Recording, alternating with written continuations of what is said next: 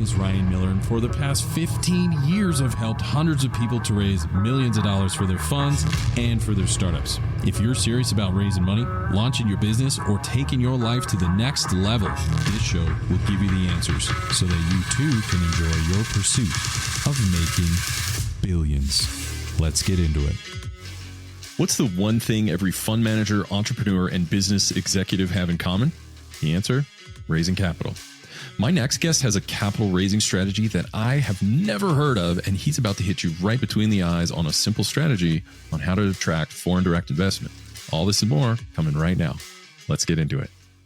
Hey, welcome to another episode of Making Billions. I'm your host, Ryan Miller, and today I have my dear friend, John Green. John is the managing partner at Latitude USA. It's a firm that specializes in the investment immigration space, particularly in the foreign direct investment sector. He's worked with firms such as Goldman Sachs, HSBC, E&Y, UBS, and more. So what this means is that John understands foreign direct investment and is about to teach you how to leverage it as a strategy to raise money overseas for your fund or for your startup. So John, welcome to the show, man. Thank you, Ryan. Really happy to be here. I'm a big fan of the show and the community, so it's a real honor to be here. Thank you. Yeah, man, it's good to have you. We've been very fortunate. We're in the top 2% in the world, and all because of awesome guests just like you. So we're going to talk about billionaire cheat codes. We're going to talk about many different things, but investing around the world, investment immigration. So maybe in like 30 seconds or so, just bring me up to speed a little bit on what exactly is investment immigration.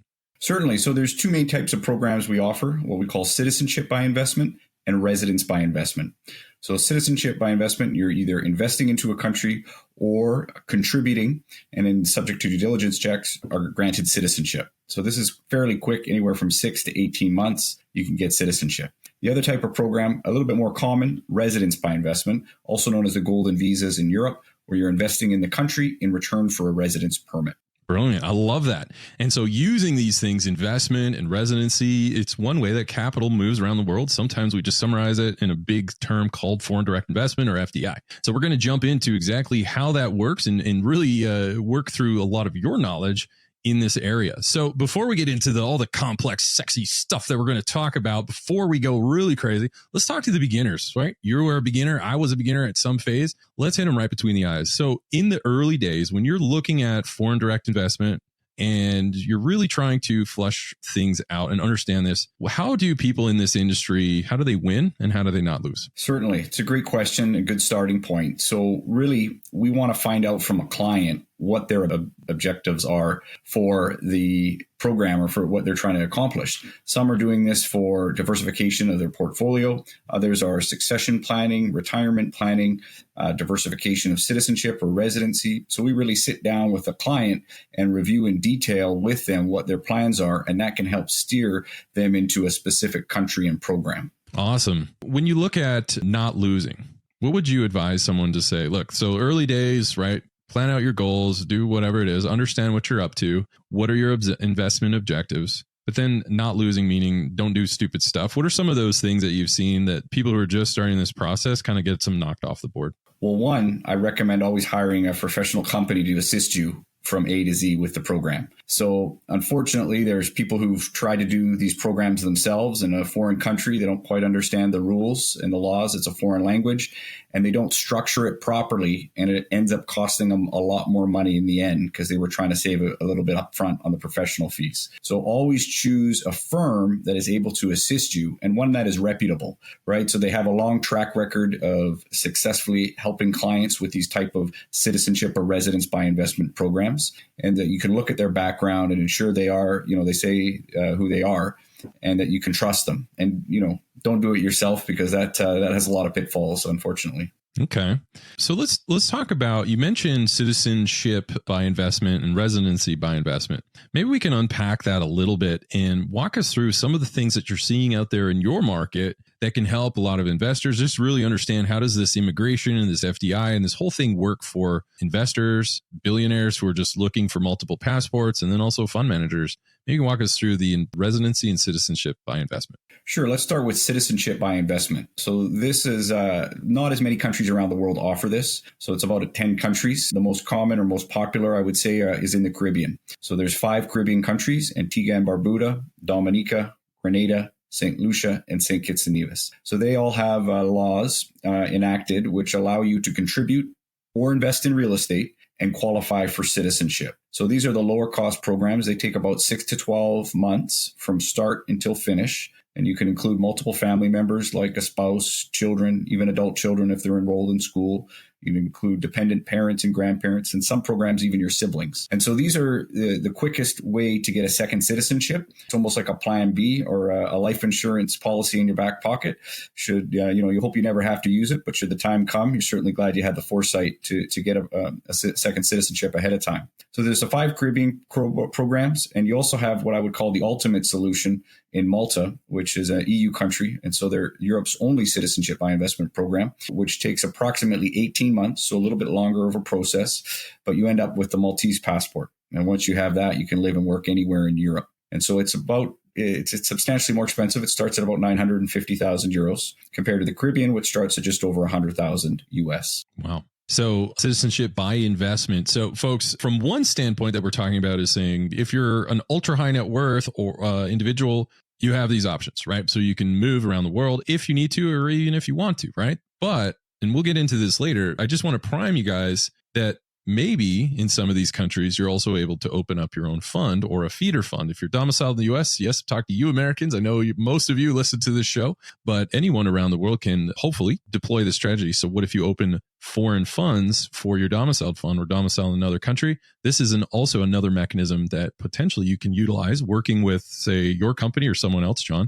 You can leverage those as a fundraising strategy. Would you say that's fair? Exactly. This is where the residence by investment programs come into play, also known as the golden visas in Europe. And so the main programs are offered by Portugal, Spain, and Greece. Malta also has a permanent residence program. But the 3 other countries, Spain, Greece, Portugal that I mentioned, they obviously in the 2008-2009 debt crisis, they were in trouble. And they needed a way to stimulate their economy. And so they created these golden visas where typically you invest in real estate in return for the residence permit, which gives you the right to live. And in the case of Spain and Portugal and Malta, work full time in the country if you wish. And so this was a way to help them out of that debt crisis. And it's really had a positive effect as it's attracted billions in foreign direct investment into these countries. And you're seeing this positive effect where you see a dilapidated block, in Lisbon, and a developer comes in and rebuilds a third of it.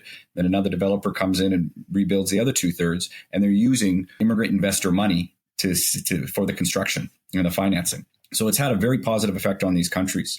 And what's interesting is Portugal has a fund option. It's called the Venture Capital Fund, where if you're interested, you can invest 500,000 into a venture capital fund, which in turn, of course, is investing in Portugal.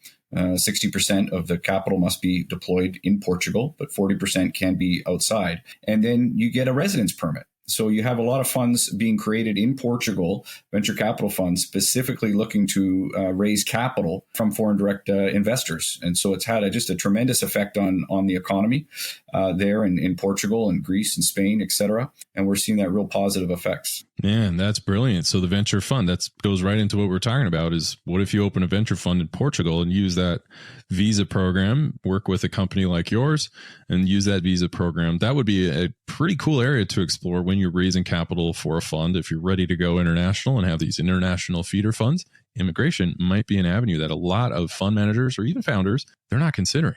And so that is a whole pool of capital, folks, that you can really look into exploring to help you build and raise. So, and then, Dubai is a really big, sexy thing that we hear a lot about. A lot of people are very interested in Dubai. Do they have any programs that you know of? They do. They have a golden visa, which is a 2 million dirham investment in real estate, which is approximately 550,000 US. So you purchase real estate, you get a residence permit, which allows you to live there in say Dubai, in the United Arab Emirates, if you want. And that country's gone through phenomenal change over the last 20 years. I've been going there for about 12 years now, and it does not look the same. Every year I return, there's new buildings, more development.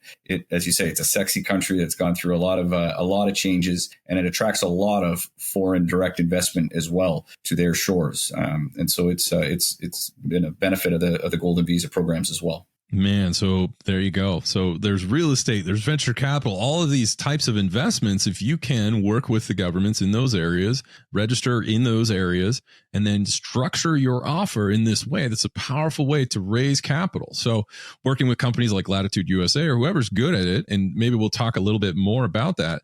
but these represent potential strategies that you can use to raise capital around the world. I absolutely love it. So shout out to my friend at George Eakins of the American Dream Fund. He does an EB5 program. I know we didn't really touch on that, but that's another area through immigration and investment that is used to raise capital. Now, before we move on to any of that, I'm just wondering, as we round third base, we bring it home, wondering if there's maybe one or two things that you can leave behind for people who are looking for your advice, that really want to understand this. What would you tell people as far as some solid advice to give them a competitive advantage? Certainly. Well, again, what we want a client to do is look for the right service provider.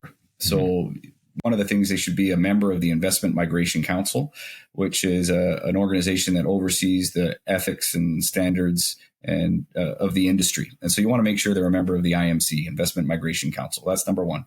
Number two, you want to make sure that the company you're choosing has a proven track record. And this is their main line of business. So there's a lot of small little firms that do this as a side business, but they don't live it and breathe it day in and day out. And so they're not as knowledgeable when it comes to the programs. And you want to make sure they're licensed as well. For example, Latitude's licensed in the 5 Caribbean programs and Malta. So that's an added benefit. And then another option that Latitude happens to provide is that we're a government advisor. So we'll actually go in and help a government design this program from scratch. And so everything from enacting and passing the necessary legislation to designing the application forms and hiring the due diligence staff and designing all the processes, et cetera.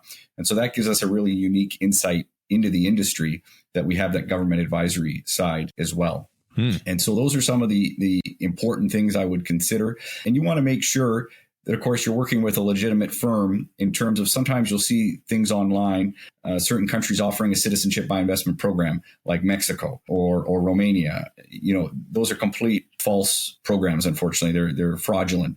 And so you got to stay away from that. And if it sounds too good to be true, it probably is. And if you have any doubts, you can always call an embassy or a consulate to check to see before you put down any significant money with an unknown company online who's created a fancy website to trick people. I think that's some of the unfortunate things of this industry. It's investment, so there's a lot of money involved, still a niche market, but it is a growing and fast market. And so you got to make sure that you're picking the right player to choose, and they're going to be agnostic with what program is right for you. They're not going to steer you to a program that, is best for their back pocket. It's really what's best for the end client. And that's where Latitude is able to come in and assist clients and really listen to what their goals are. And then we steer them to the right program, because there are a lot of misconceptions in the marketplace. But I will say, what's interesting with the US market, I've been doing this for 15 years now, and I've seen it really grow. 15 years ago, I'd ask I'd go around and to the conference circuit and talk to bankers, wealth advisors, real estate agents, lawyers, and they'd give us a blank stare when we say what we did, citizenship and residence by investment. Well, why would an American ever need a second passport? Is that even legal? And of course it is. Americans, Canadians, we can hold multiple citizenships and passports, but it's becoming much more of something that's more commonplace now. And for example, we talked about Portugal earlier. The US is the number one source market for that program. And so a lot of people, like I'll give the example, during COVID, unfortunately, Americans were banned from a lot of countries. Their passport wasn't allowed in just because of how bad things were going with the outbreaks. But those with a second citizenship didn't face that restriction whatsoever. Even if they were flying from the United States, they could still freely fly on their second citizenship. And so that's really where these type of programs are starting to grow more and more in popularity with our North American clients. Man, have you ever had a story? So you're talking about, number one, best piece of advice you're saying is work with a professional firm. You ever had because you've been doing this a while, you ever had someone who did not work with a professional firm and ended up regretting it? I'm just curious if you can share anything like that. I got two quick examples for you, Ryan. Sure. So one, I had a client call us up and say he got rejected for the Spain Golden Visa. And I'd never heard of somebody getting rejected if they had a clean criminal record. And I asked why. And he said he didn't structure the deal right. Well, I said, well, who did you choose to use as your provider? And unfortunately, he chose to do it himself. And so the way they structured him and his wife each put in $250,000, but the main applicant has to put in $500,000. So to the Spanish authorities, it looked like they were half of what they needed to be because they were two separate people putting in the money. So one had to sell to the other. There's transfer tax. It was about a $60,000 mistake because he tried to save a few thousand up front. So that's an example with Spain. We had another example in St. Kitts and Nevis. A client was rejected because the company he had worked for was got into some tax trouble, giving poor tax advice, was sued by clients. He had a title of director of marketing. And at the time, St. Kitts thought that meant he was on the board of directors. And unfortunately, his local service provider, who only did this as a side business, not as a main line of business, didn't know how to properly articulate and appeal the decision by the government. So he was ultimately lost his appeal as well. And that, probably cost him another 30,000-40,000 US for him.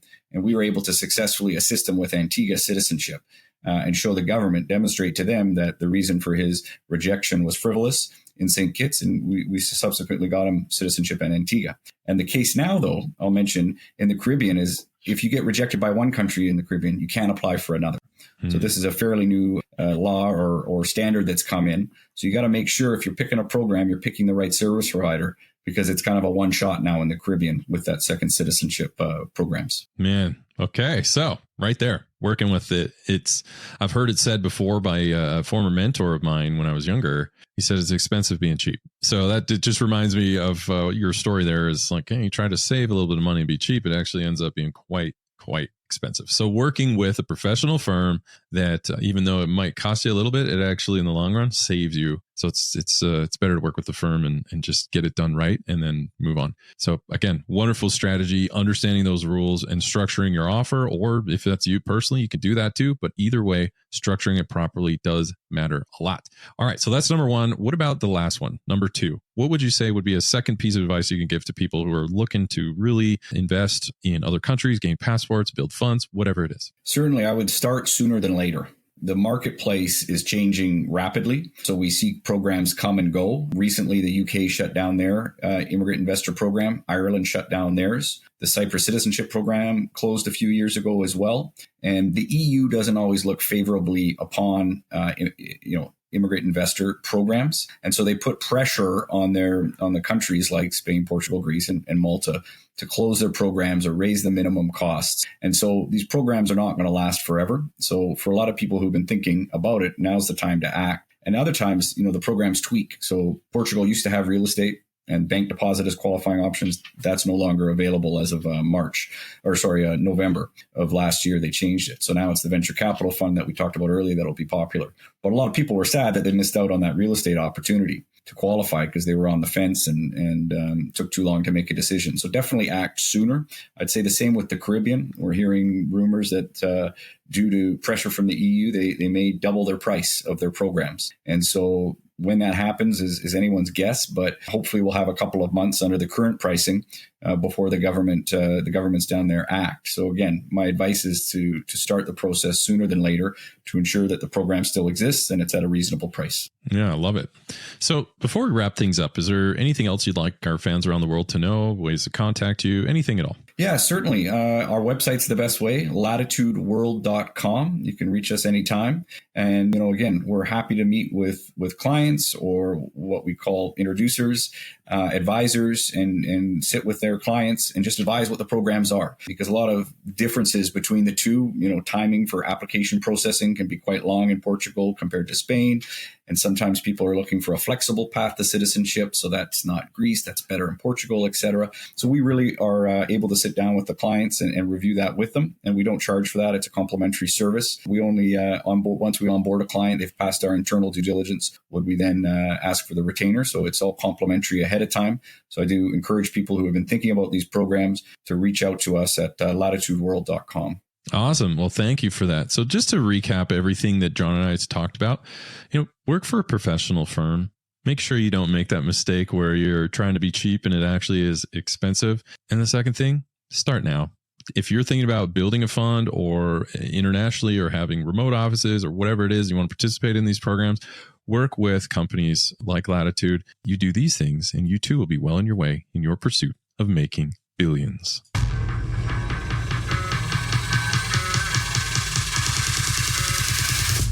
Wow, what a show. I hope you enjoyed this episode as much as I did.